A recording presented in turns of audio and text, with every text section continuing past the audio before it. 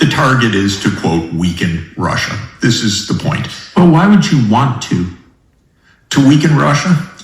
That's an even longer story. I mean, no one wants to weaken India. Yeah, it's a very good point. And someday when India succeeds, we will want to weaken India. So that's probably sooner rather than later. अभी आपने जो video देखा उसमें जो शख्स मौजूद थे वो थे अमेरिकी इकोनॉमिस्ट जेफरी सैक्स और उनके साथ में थे टकर कार्लसन। अपने पॉडकास्ट में टकर कार्लसन ने जेफरी के साथ कई सारे बातें की, लेकिन इसमें जो सबसे महत्वपूर्ण मुद्दा था वो था अमेरिका की फॉरेन पॉलिसी।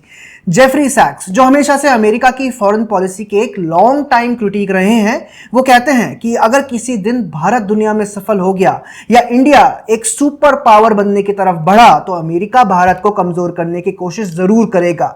जिस पर बिना हिचकिचाए कार्लसन कहते हैं कि probably sooner rather than later. ये कोई नई बात नहीं है और ना ही जेफरी सैक्स ऐसे पहले इंसान होंगे जिन्होंने ये कहा है कि अमेरिका राइजिंग पावर्स को चैलेंज करना चाहता है या उन्हें सैबोटाज करना चाहता है। जेफरी ने माना कि अमेरिका की आइडियोलॉजी की बात नहीं है, ये हेगेमनी की बात है। अमेरिका चाहता है कि वह अकेला एक ऐसा सुपर पावर बना रहे जो पूरी दुनिया को कंट्रोल करता रहे। यही होती है हेगेमनी। अब इसके अंदर आप रशिया के साथ लॉन्ग टर्म वॉर देख लीजिए या फिर चाइना के साथ टैरिफ वॉर, ये सभी अमेरिका की हेगेमनी बनाए रखने की एक टेक्निक है। ऐसे में सवाल यह है कि अमेरिका आखिर इंडिया को सैबोटाज करेगा तो करेगा कैसे? एक इकोनॉमिकली राइजिंग कंट्री को कैसे सैबोटाज किया जाए? अड़ोस पड़ोस के देशों को उलझा कर रखो, इंटरनली डिस्टरप्ट करो, रजीम चेंज पर जोर दो, सैंक्शंस और कई ऐसी टेक्निक्स हैं। ऐसी कोई रिपोर्ट नहीं है, लेकिन एक्सपर्ट्स आखिर ये मानते हैं कि बांग्लादेश और पाकिस्तान में रजीम चेंज के पीछे अमेरिका का हाथ है। अगर हमारे बॉर्डर्स सुरक्षित नहीं रहेंगे, बॉर्डर्स पर डिस्प्यूट होगा तो हमारा ध्यान भटकेगा, ध्यान भटकने से इकोनॉमिक गोल्स पर असर पड़ेगा। सभी कुछ इंटरलिंक्ड है। अब फॉर एग्जांपल पाकिस्तान को ही ले लीजिए। अफगानिस्तान और ईरान के बढ़ते टेररिज्म को काउंटर करने के लिए, भारत को उलझाए रखने के लिए पाकिस्तान एक अहम रोल प्ले करता है।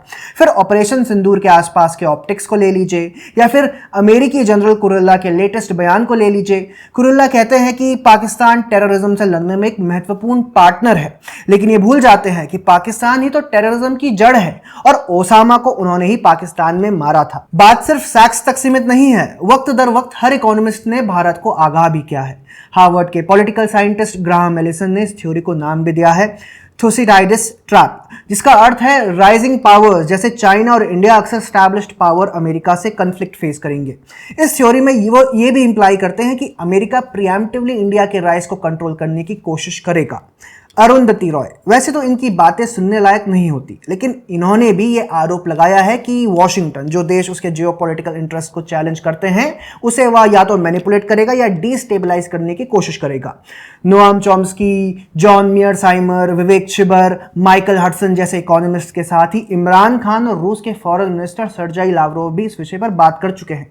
ऐसे में भारत के सामने कई चैलेंजेस हैं। सरहद पर लड़ना है, देश को इंटरनल थ्रेट से बचाना है, इंटरनेशनली बचाना है और इन सब के बीच अपना $5 ट्रिलियन इकोनॉमी वाला सपना भी पूर्ण करना है।